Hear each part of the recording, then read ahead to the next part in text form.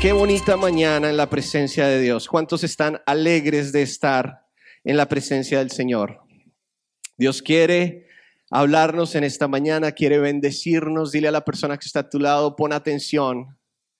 Dígale, yo sé que le pon atención y déjame poner atención. Dígale. Pon atención y déjame poner atención. Hoy vamos a estar todos bien conectados con la palabra. Pero antes de eso les mandaron saludes. ¿Alguien quiere ver quién les envió saludes? Ah, sí, mira. Les enviaron saludes Yoko y Sukuy. Les dicen que hola, que Dios les bendiga, que están alegres de tenerlos aquí en esta mañana y que tenemos iKids también. Les recordamos iKids todos los primeros 3 domingos del mes. Tenemos iKids en el gimnasio. Entonces, si usted tiene un niño, le invitamos a que el niño vaya. Tienen un programa increíble. El equipo de iKids, realmente Dios está haciendo cosas maravillosas a través de ellos en nuestros niños. Y déjeme decirle algo, iglesia. La responsabilidad del crecimiento integral de nuestros niños es de los padres. Porque un niño no puede llegar solo a la iglesia. Un niño no puede entrar solo a iKids, no se puede registrar. Le dije a Daniel ahorita, ¿puedes autorregistrarte porque voy tarde? Y me dijo, no. Ok, entonces me tocó ir a registrarlo. ¿Qué les quiero decir con eso? No esperemos a que nuestros niños estén grandes y nos estén dando problemas para conectarlos con Dios a través de conectarlos con la iglesia. Dile a la persona que está a tu lado, comienza desde chiquito. Si Dios te ha dado la oportunidad, comienza desde pequeño y te vas a ahorrar, tú no sabes cuántos dolores de cabeza. No traerlos por traerlos, es traerlos para realmente que se conecten con Dios y darle seguimiento en nuestras casas. Amén. ¿Todos bien? Súper, entonces sean bienvenidos una vez más todos ustedes que están allá conectados con nosotros en línea.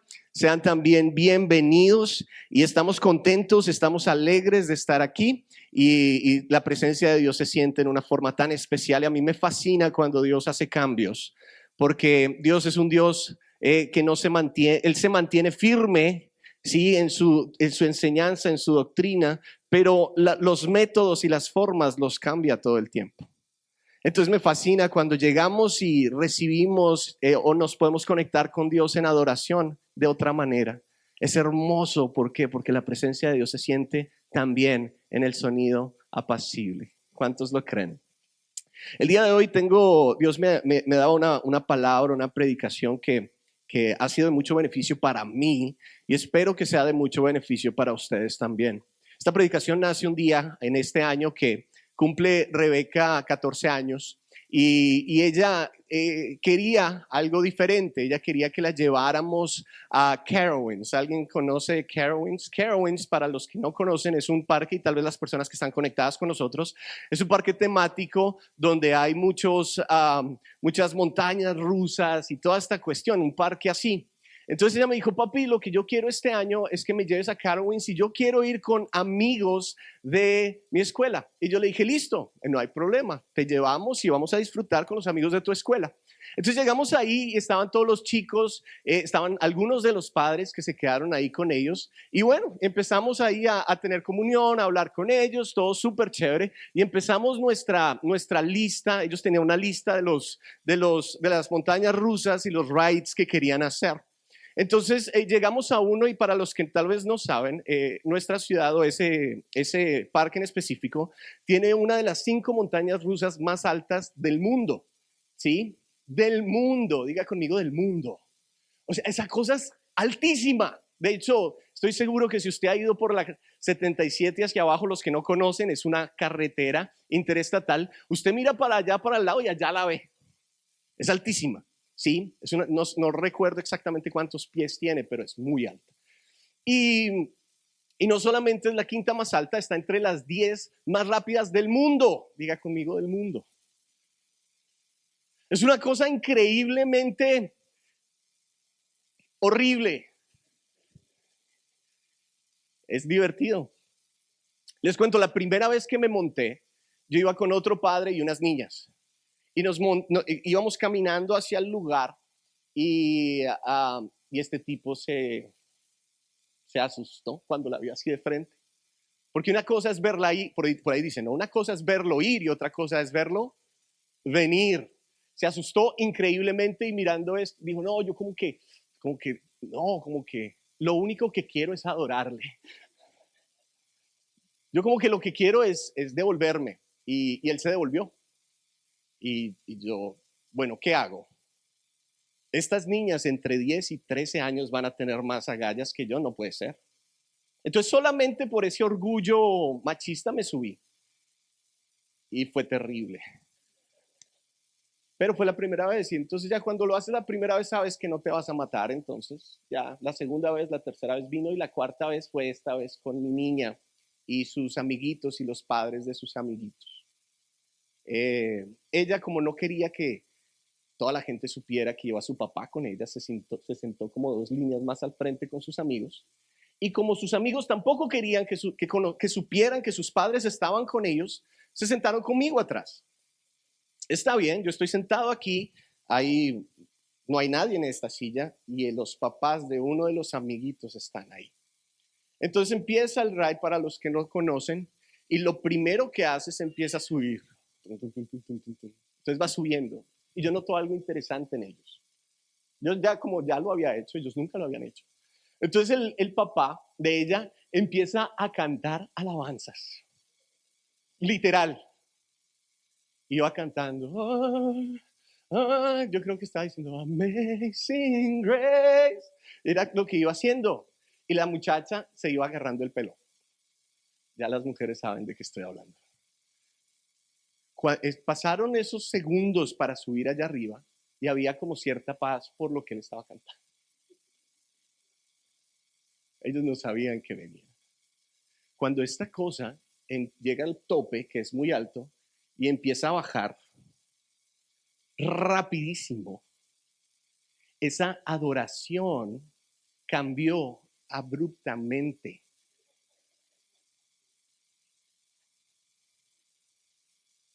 Y mientras bajaban, yo no podía la risa, pero mientras bajábamos todos, toda esa adoración cambió en groserías a 1000. Nunca había escuchado tantas groserías dichas en un tramo tan pequeño.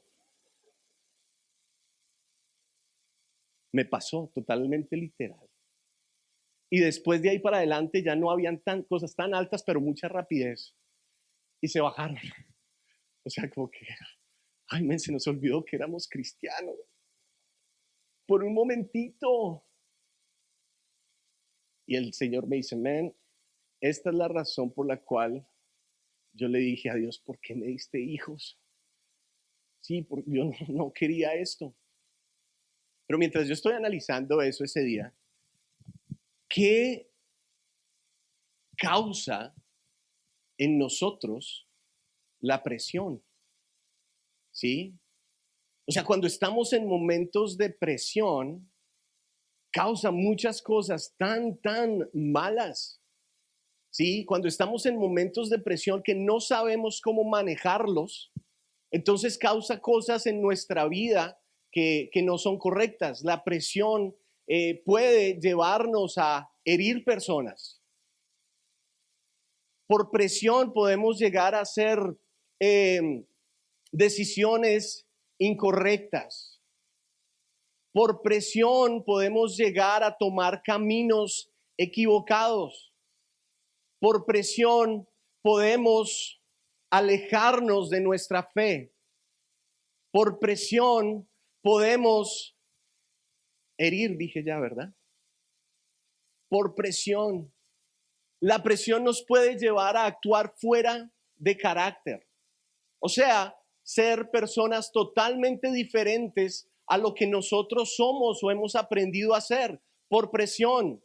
Por eso a veces vemos chicos en las escuelas que entran súper normales, súper tranquilos y después de 3 años la escuela nos los devuelve como unos locos completos. ¿Por qué? Porque no pudieron manejar la presión.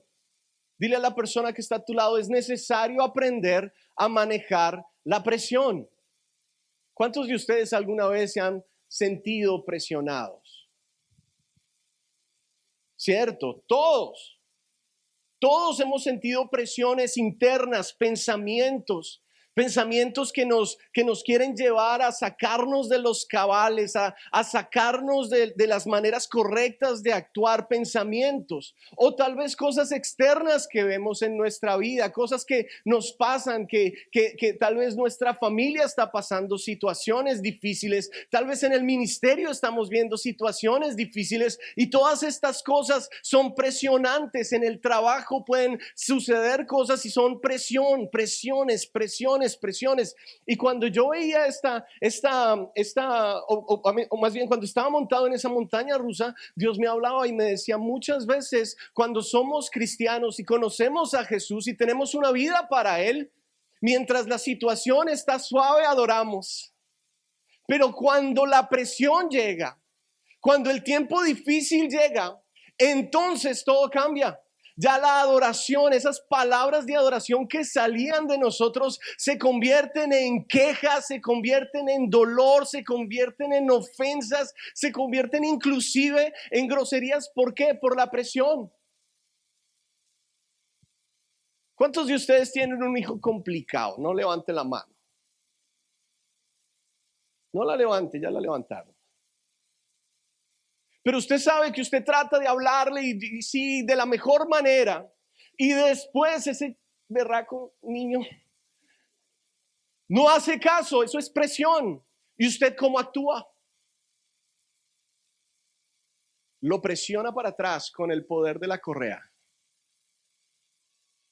Ahora, no me tome a mal. La Biblia dice que necesitamos corregirlos, pero correctamente. Y también la vara está ahí, está bien. Pero ¿y qué tal de los maltratos y las groserías y el tú no puedes, el tú no sirves, el tú siempre eres así? ¿Por qué? Porque no sabemos manejar nuestra vida bajo presión. Entonces el día de hoy yo quiero simplemente dejar esta idea en la vida de ustedes, y es la siguiente: en el momento de la presión es donde nos damos cuenta de que realmente estamos hechos, en donde realmente nos damos cuenta ¿qué hay adentro de nosotros? Es en el momento de la presión. Y yo quiero que usted se imagine dos cosas. Imagínese un huevo. Va a imaginarse tres cosas. Un huevo. ¿Todos lo tienen en la cabeza? No frito, nada, no. Recién salidito de la gallina. Porque unos ya se lo están imaginando. ¡Ay, sí! Con choricitos al lado. No, huevo. Y después imagínese una esfera, una pelotita tan grande como una pelota de golf, de acero sólido. Ya la tiene en la mente. En un lado tienes un huevo, en el otro tienes una pelota de acero sólido. Y en tu mano, eso está en una mesa, y en tu mano tienes un martillo. ¿Listo? ¿Todos tienen eso en la mente? Perfecto. ¿Qué va a suceder cuando con ese martillo le pegas al huevo? Para todos lados. Explota completamente. ¿La presión qué es? El martillo la simboliza. Ahora, ¿qué va a suceder cuando le pegas con toda tu fuerza a esa esfera, esa pelotita de metal, de metal totalmente sólido? ¿Qué pasa? Resiste, no pasa nada. Porque la presión muestra lo que hay adentro. La presión realmente muestra lo que hay adentro. Y yo te quiero hacer una pregunta, iglesia. ¿Cómo tú respondes a la presión? ¿Cómo respondes a la presión? Porque todos tenemos presiones diferentes. Y todos vamos a pasar por presión. Tú puedes tener 12 años, 13 años, estar en la escuela ahorita mismo y estás viviendo presiones. Lo sé, ¿por qué? Porque yo tuve 12, 13, 14 años y así era. Tú puedes estar en la universidad y vas a sentir presiones. Puedes estar en el trabajo y allá hay presiones. Puedes estar en la iglesia y en el ministerio y aquí también hay presiones. Porque es que la iglesia no es un lugar donde todo es color de rosa. No, es un lugar donde todos estamos tratando de ser mejores. ¿no? Por ende van a haber fricciones, van a haber presiones, va a haber la hermanita que no saluda y va a haber la hermanita que saluda demasiado y va a haber toda esta clase, todo esto, presiones. Entonces Dios nos dice hoy, ¿cómo están manejando la presión? Porque de la manera como manejen la presión muestra qué realmente tienen adentro. Es ahí donde realmente se ve de qué estás hecho. Mira a la persona que está a tu lado y dile, ¿de qué estás hecho? ¿De cáscara de huevo?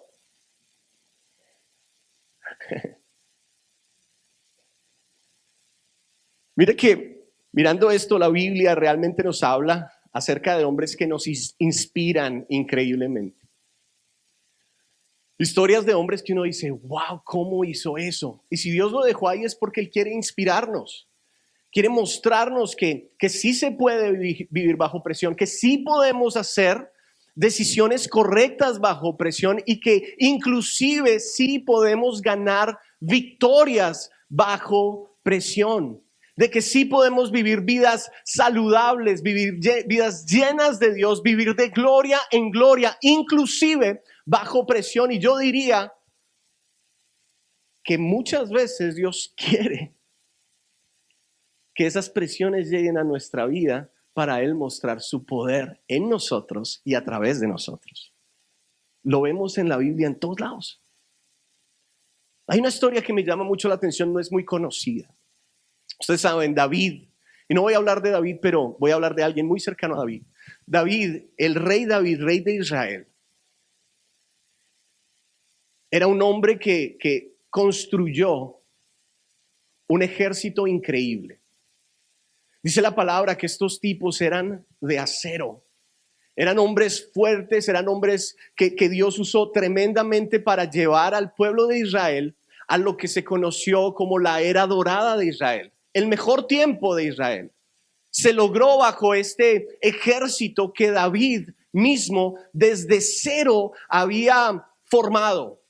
Unos hombres que había formado tremendamente. Y entonces la Biblia nos dice que entre todo este ejército habían 30 hombres que eran considerados los valientes de David. Diga conmigo, los valientes de David. 300 entre un ejército multitudinario.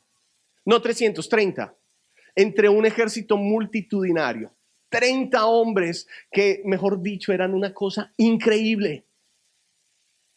Ahora, entre esos 30, la palabra nos habla acerca de 3 que sobresalieron, que eran aún mejores que esos otros 27.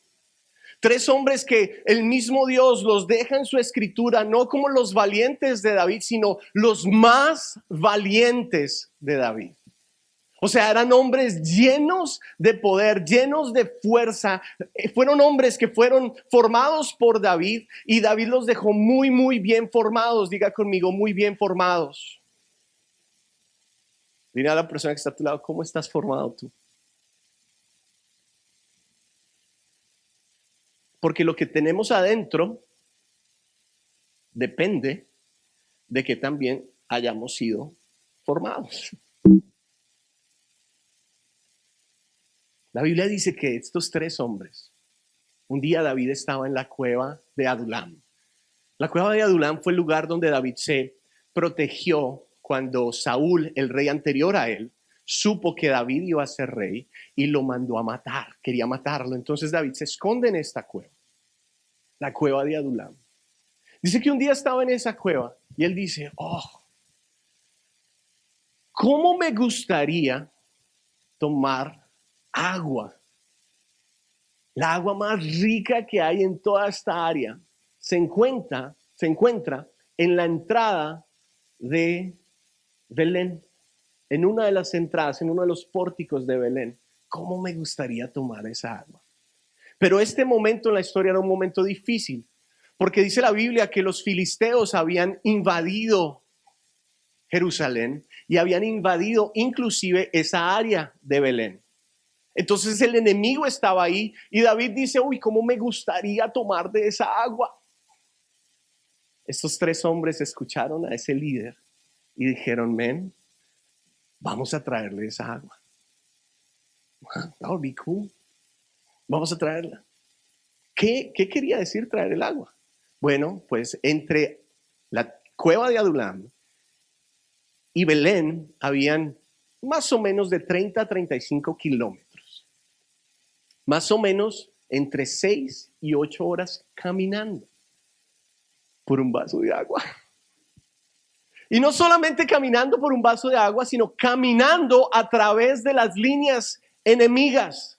O sea, no era cualquier camino, tenían que caminar a través de las líneas enemigas de los filisteos que los querían terminar, que los querían matar. Y ellos, dice la Biblia, que fueron hasta ese lugar, hasta ese pozo, trajeron el agua y regresaron a la cueva de Adulam y se la dieron a David. O sea, después de un día de caminar entre ir y regresar, y tal vez más, porque no solo estaban caminando libremente, sino estaban mirando alrededor para que el enemigo no les hiciera daño.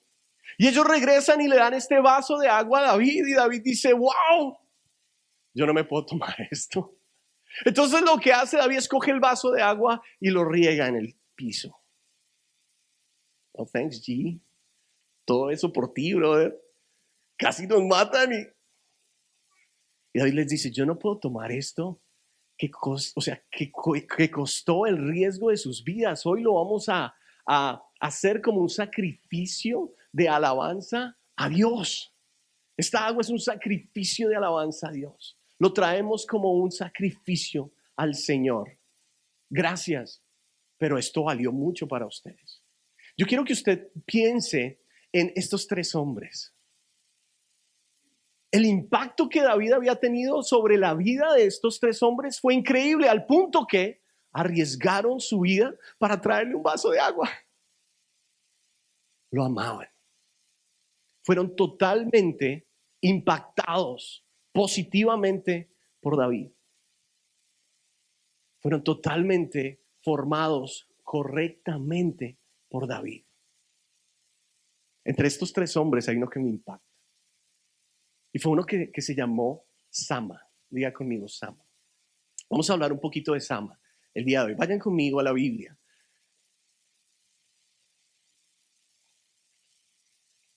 Vamos a ir al libro de Segunda de Samuel y vamos a leer el capítulo 23, versículos 11 y 12.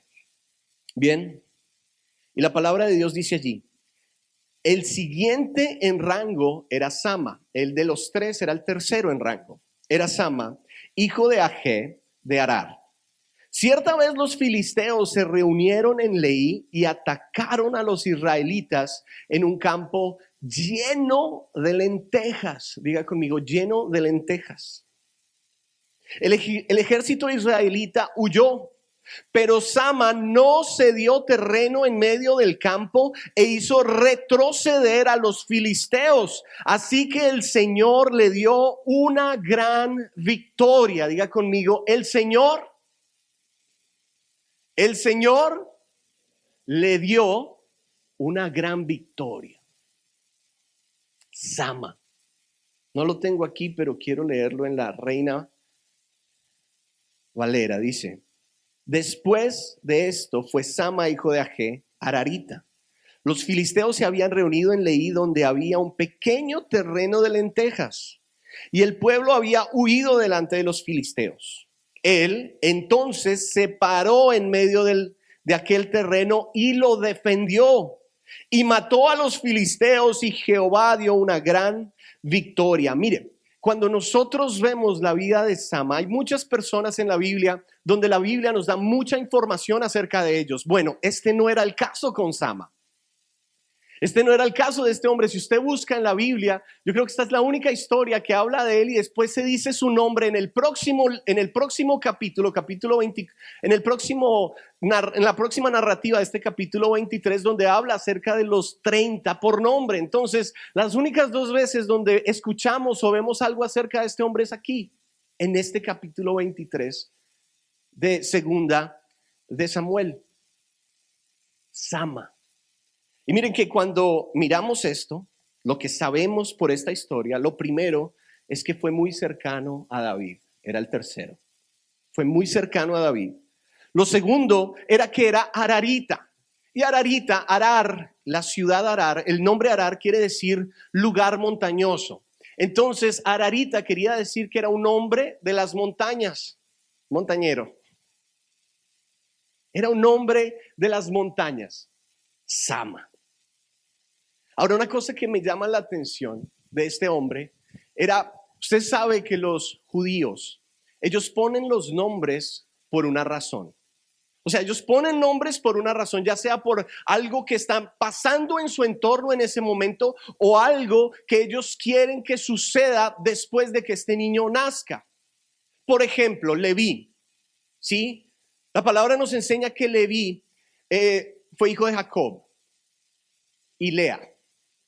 ¿Estamos bien ahí? Fue el tercer hijo. Y la Biblia dice que cuando nació Leví, dice la palabra que Lea estaba entristecida porque le había dado 2 hijos a Jacob. Y como que no había un conecte con él más que el de tener hijos.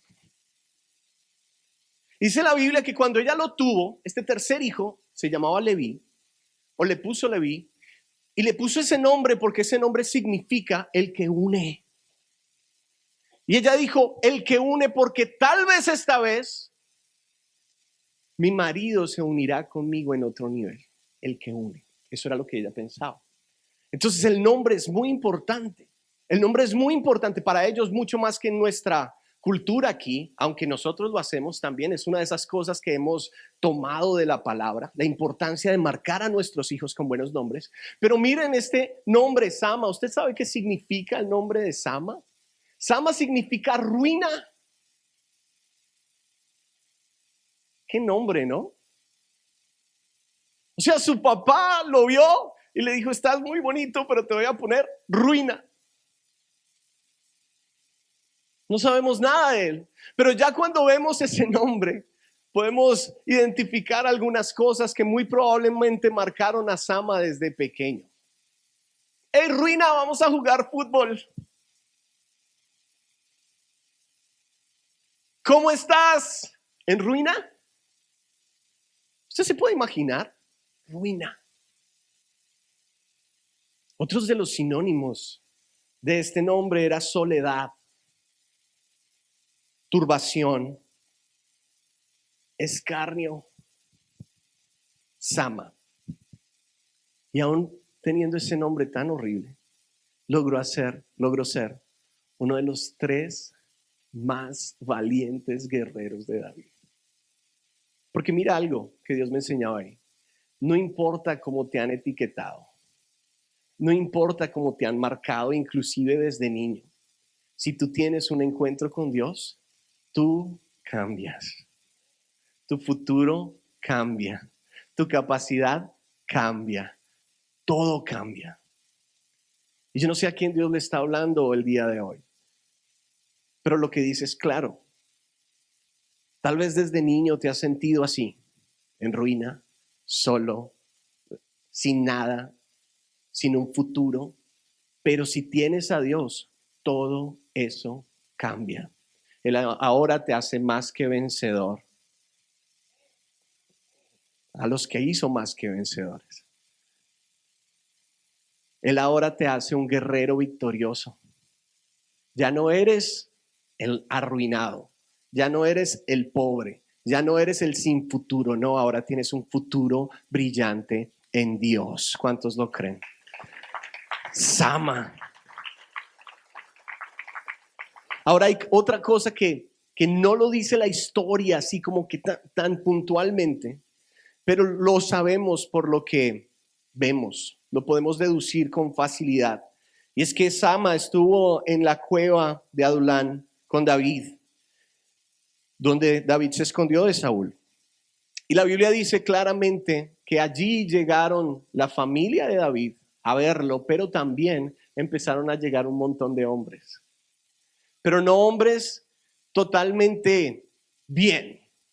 Dice la Biblia específicamente que llegaron hombres emproblemados, endeudados, descontentos, rotos y Sama, en ruina. Interesantemente, entre estos 30 hombres que eran que eran los valientes de David, habían 3 Samas. Él era uno de 3, arruinados, llevados. Y la palabra dice que ellos están en este lugar con David y David los empieza a entrenar. Y lo que entró, que no valía nada, lo que entró endeudado, lo que entró fracasado, salió como un poderoso ejército. ¿Por qué? Porque tuvieron el contacto con un hombre que estaba lleno de Dios. Tuvieron el contacto con un hombre que los impactó positivamente y que cambió toda su forma de ver. Ya no eran las víctimas, ya no eran los que no servían, ahora eran hombres llenos de Dios, llenos de poder. ¿Por qué? Porque se encontraron con alguien que cambió su futuro en esa cueva, David. Dios a través de David, para dejarlo más claro. Yo creo que por eso lo querían tanto. ¿Cuántos de ustedes aman a la persona que ha sido de impacto positivo para ustedes?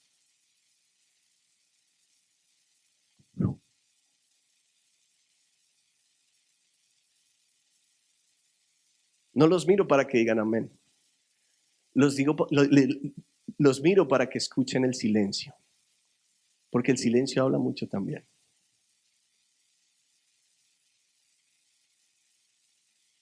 Tenemos que amar a aquellos que han dado vida por nosotros. Tenemos que amar a aquellos que han dado tiempo por nosotros. Porque el que no ama no aprecia. Y el que no aprecia recoge lo que siembra. Amén. Dile a la persona que está a tu lado: hay que amar a los hombres que han dado vida por nosotros. Entre dientes, no, dígaselo, hay que amarlos. Sama. Entonces vemos en esta palabra que acabamos de leer que los filisteos van en contra de este lugar, de este sembrado de lentejas. Se levantan en contra de este sembrado de lentejas, o sea, en contra de Israel, se levantan en contra de este sembrado, de este lugar, de esta pequeña parcela de lentejas. Y dice la Biblia que todo el pueblo, todo el ejército corrió. Vieron a los filisteos y salieron corriendo. Y yo quiero que usted mire y analice algo. Vamos otra vez a leerlo. Versículo 11 y 12 de 2 de Samuel 23. El siguiente en rango era Sama, hijo de Age, de Arar. Cierta vez los filisteos se reunieron en Leí y atacaron a los israelitas en un campo de lentejas. El ejército de Israel huyó, pero Sama, diga conmigo, pero Sama no se dio terreno en medio del campo, hizo retroceder a los filisteos. Y entonces ahí es donde yo quiero como que pensemos un poquito más profundo. Llega Sama y empieza a ver todo este grupo de filisteos venir en contra de él, en contra de su familia, en contra de su pueblo. Y él empieza a mirar a todo el pueblo y empieza a mirar a todos sus compañeros del ejército correr, porque a veces es más fácil correr. ¿Verdad que sí? A veces es más fácil salir corriendo. Hay una situación difícil, llega la presión y ¿qué hacemos? Corremos. Y yo me imagino a este hombre pensando: ok, estoy aquí, todavía no he corrido, pero si corro, muy seguramente voy a salvar mi vida. Pero si peleo, muy probablemente voy a morir. Pero voy a morir peleando, porque este hombre era diferente.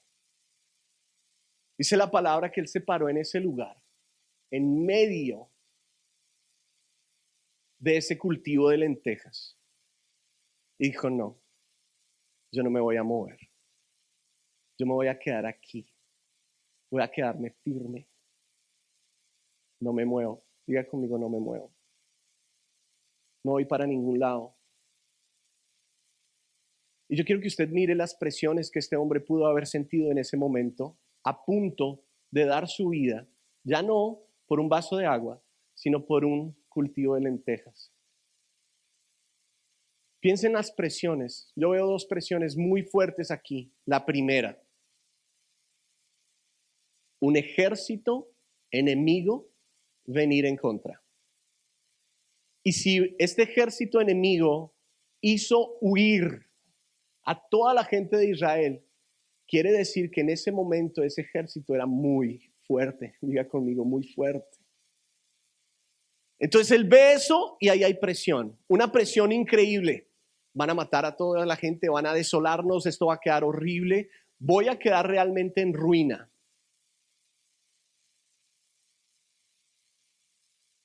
Y sigue pensando Sama y dice, wow, hay una presión por esto que viene. This is gonna get crazy. Esto va a estar horrible. Pero hay la segunda presión y es la de él ver a todos sus amigos correr. Y todos con los que él pensaba que iba a lograr cosas maravillosas, corrieron.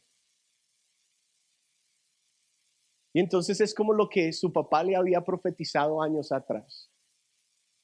Ruina y soledad.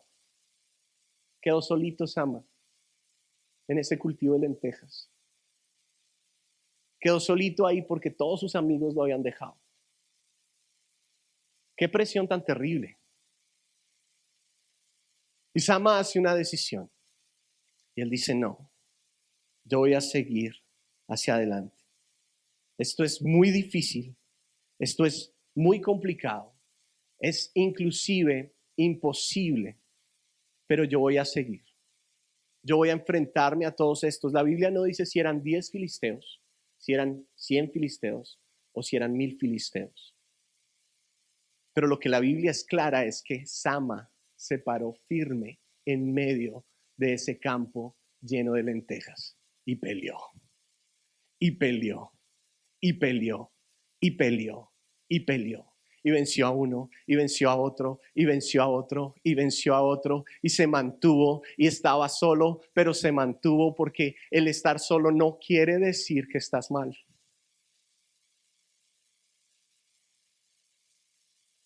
El quedarte solo no quiere decir que Dios no está contigo. En el caso de Sama, el quedarse solo demostró que Dios estaba con él, porque y Jehová le dio una gran victoria. Y Jehová le dio una gran victoria. Y Jehová le dio una gran victoria. Miren algo interesante. La palabra dice, ese campo estaba lleno de lentejas. Diga conmigo, lleno de lentejas. O sea que era un lugar que valía la pena. O sea que era un lugar que estaba listo para ser cosechado y disfrutado. O sea que era un lugar que la Biblia no lo dice. Yo he escuchado y he leído y he estudiado varios comentarios acerca de este tema, y muchos de los que conocen aún más de la palabra dicen muy probablemente este lugar era pertenencia de él. Muy probablemente este lugar era suyo, era una herencia que alguien le había dejado por la forma como él actúa en ese momento. Este lugar era un lugar especial para este hombre que lo habían marcado como ruina. Era un lugar de bendición, era su pedacito de tierra, y no solamente su pedacito de tierra estaba listo para ser cosechado. Entonces él actúa, ¿por qué? Porque muy probablemente este era el lugar donde su familia iba a recibir el sustento. Era el lugar que Dios le había dado para que fuera de bendición, no solo para él, para su familia en ese momento y para sus hijos después cuando él les dejara este lugar. Eso es lo que los historiadores y los comentaristas piensan. ¿Por qué lo piensan así? Porque si no hubiese habido un sentido de pertenencia, no muere o se arriesga a morir por él. Entonces vemos a Sama, lo vemos en este campo lleno de lentejas que estaba listo para ser disfrutado. Tal vez este lugar fue el lugar que él trabajó, que él cultivó con sudor, con sangre, y era el lugar que Dios le había dejado, era el lugar que Dios le había dado, era su heredad, y él dijo, de aquí no me sacan, no me muevo, Dios me lo dio, hay promesa, yo no me voy a ir, yo me quedo. Cueste lo que cueste.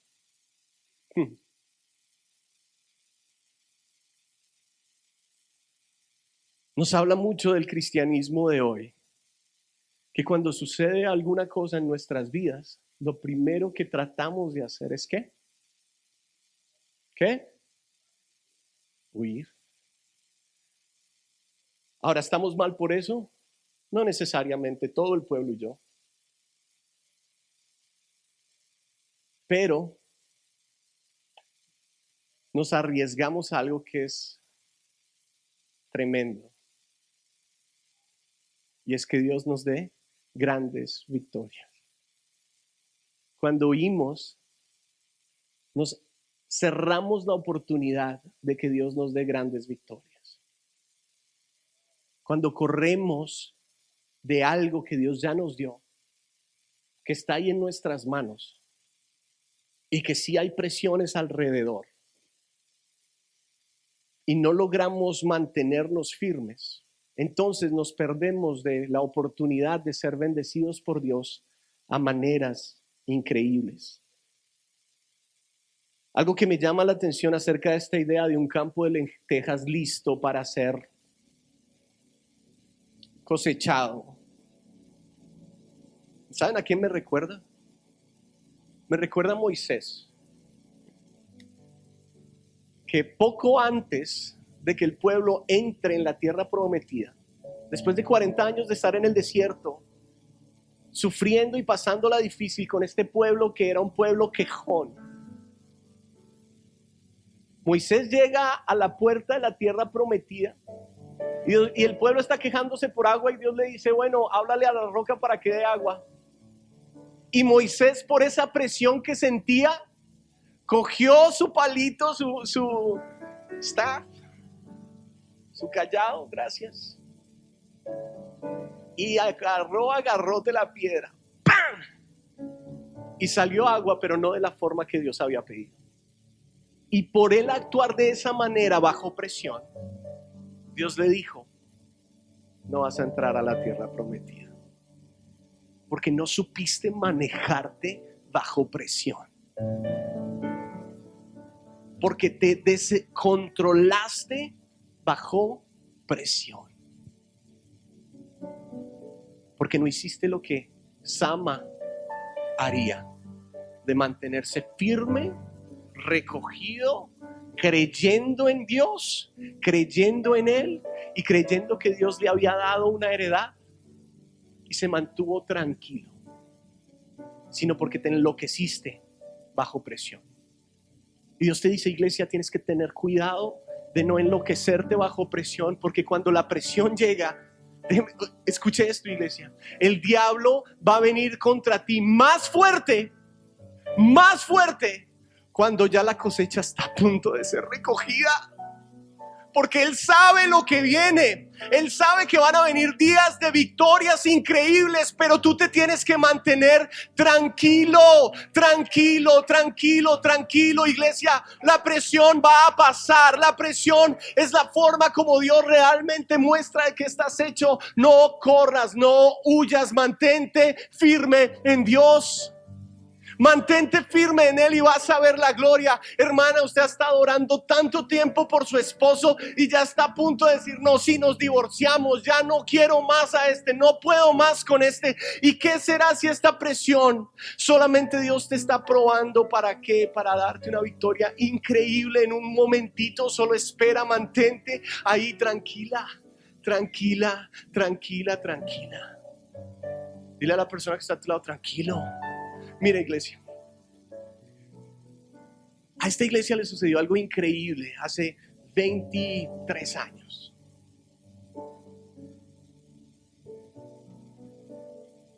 En ese momento éramos una iglesia muy tradicional, diferente a lo que usted ve y disfruta hoy, muy diferente. Era una iglesia de unos 150 miembros por ahí, más o menos. Dios le da a nuestro pastor, nuestro apóstol en ese momento, nuestro pastor, una nueva dirección. Porque una cosa es plan y otra cosa es propósito. El propósito nunca cambia, pero el plan puede ser ajustado. El propósito nunca va a cambiar, pero el plan, Dios lo puede ir moviendo. Totalmente bíblico. Y Dios le dice, yo quiero que tú hagas de esta otra manera. Y la historia nos cuenta que eso fue lo que hizo. Mi papá, por su temperamento, tomó la decisión y vámonos. Y empezó a darle vuelta al barquito en una forma que muchas personas no lo pudieron entender, asimilar.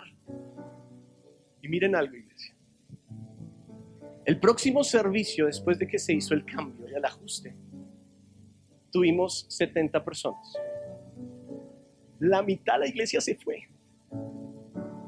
La mitad de la iglesia se fue. Y muchos de ustedes no conocen la historia, pero así sucedió. 23 años atrás, 24 por allá. No pudieron aguantar la presión. Pero los que aguantaron la presión, los que aguantaron, los que se mantuvieron, un año después estaban haciendo cosas que nunca se habían imaginado que iban a hacer. La iglesia se triplicó, se cuadriplicó. En los próximos 2 años Dios hizo cosas increíbles en esta casa como las hace hoy. Nosotros lo que somos hoy somos resultado de ese cambio. Somos resultado de ese momento donde se cambia no el propósito, pero el plan. Pero muchos que no entendieron y salieron corriendo cuando veían esto venir, entonces ellos no disfrutaron, se quedaron, no entraron en la tierra prometida. Y se los digo con mucho respeto, porque tal vez algunos me estén escuchando. Pero los que se quedaron, y yo no digo los que nos quedamos, porque yo no tenía una opción de salir. Yo iba a estar aquí, llueve, truene o relampaguee. Y esa misma actitud que tengo allá o que tuve cuando era joven, la tengo hoy. Yo voy a estar aquí, llueva, truene o relampaguee, porque es la promesa de Dios, independientemente de la presión. Y cuando empezamos a ver el liderazgo que quedó ahí, Dios empezó a usarlos en maneras maravillosas. Ahora ellos empezaron a experimentar a Dios en formas increíbles. ¿Por qué? Porque entraron en la tierra prometida. Lo que Dios les dijo que iba a hacer con ellos lo hizo y fue increíble. ¿Qué te quiero decir, iglesia? Es sencillo. La presión va a llegar. Va a estar ahí. Va a estar ahí en tu casa. Va a estar ahí con tu familia. Va a llegar en algún momento en tu trabajo. Va a llegar en algún momento en la iglesia, en el ministerio, en el servicio. Va a llegar esa presión. Pero Dios te dice, tienes que alistarte, fortalecerte en mí para que cuando esa presión llegue, entonces estés listo para enfrentarla. Y no huyas, porque el que huye pierde. El que huye pierde. Estaba hablando con el apóstol ayer porque no encontré ningún lugar en la Biblia donde la dirección de Dios hubiese sido vayan y peleen, y en medio de la pelea les hubiera dicho, ¿saben qué? Olvídenlo, ríndanse, corra todo el mundo. Nunca hizo eso Dios.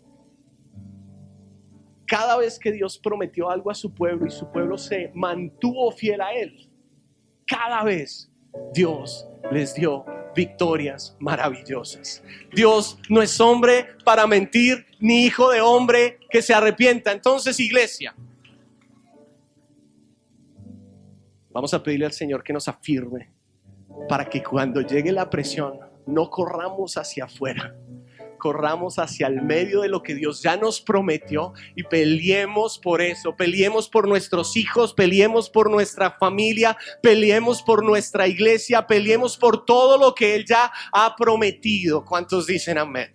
Porque lo que Él ya prometió, Él lo va a hacer. Él cumple su promesa. Él cumple su promesa para tu vida. Pero levántate, no temas, afírmate en Dios y cree en lo que Él te ha dicho.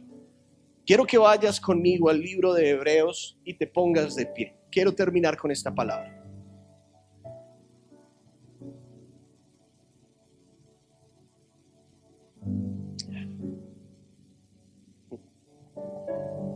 Hebreos 10:23 dice, mantengámonos firmes, sin titubear, sin dudar, en la esperanza que afirmamos. O sea, creamos lo que estamos diciendo. No dudemos de lo que estamos enseñando. Hablemos de lo que sabemos, pero creamos que lo que la palabra de Dios dice es verdad. Mantengámonos firmes sin titubear en la esperanza que afirmamos, porque se puede confiar en que Dios cumplirá su promesa. En que Dios cumplirá su promesa. Se puede confiar en que Dios cumplirá su promesa. Entonces, iglesia, ahí donde estás, yo te invito a que cierres tus ojos.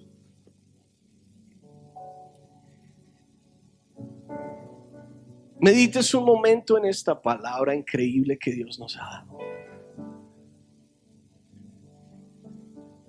Y que ahí en tu corazón tú le digas: Dios, yo quiero ser como Sama. Yo quiero ser no el que corre, sino el que se afirma en ti. El que se mantiene firme en la promesa. El que pelea porque sabe lo que Dios puede hacer. Yo quiero ser como Sama, un hombre que no dudó, un hombre, Señor Dios de los cielos, al cual usaste grandemente y a quien le diste una victoria increíble. Un hombre, Señor, que inclusive su identidad fue cambiada por ti. Aunque no le cambiaste el nombre, su identidad fue cambiada. Que aunque lo veían como arruinado, quedó en la historia como aquel que se levantó en aquel pequeño campo de lentejas y peleó por su heredad, y peleó por su heredad, y peleó por su heredad, y peleó por sus hijos, y peleó por su pueblo, y peleó por todo lo que tú le habías dado, y se levantó y creyó en ti, y tú le diste una gran victoria.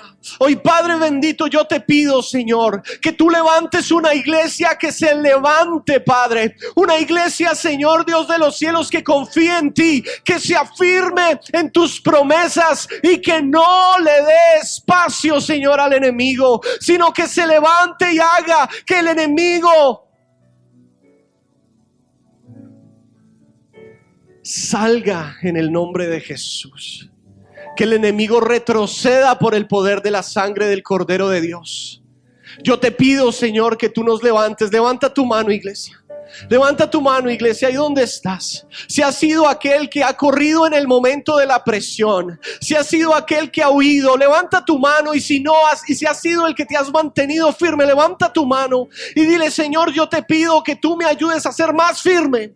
Yo te pido que afirme, Señor Dios, mi fe en ti. Afirma mi fe, Señor. No permitas que yo dude o titubee, Señor, sino ayúdame a creer que lo que tú me diste es mío, Señor. Que lo que tú me diste ahí está, que la familia feliz que tú me diste, Señor, está ahí, aunque vea cosas diferentes. Hoy yo me levanto, Padre, y hago retroceder al enemigo en el nombre de Jesús de Nazaret, de mi familia. Aunque yo esté viendo, Padre bendito, que mis hijos están haciendo cosas que no son correctas, tú, Señor, diste la promesa de que mi casa sería una casa de bendición, una casa de siervos tuyos, y por eso me paro allí firme, Señor, y el día de hoy peleo en el nombre de Jesús, creyendo que el enemigo retrocede por el poder de la sangre del Cordero de Dios.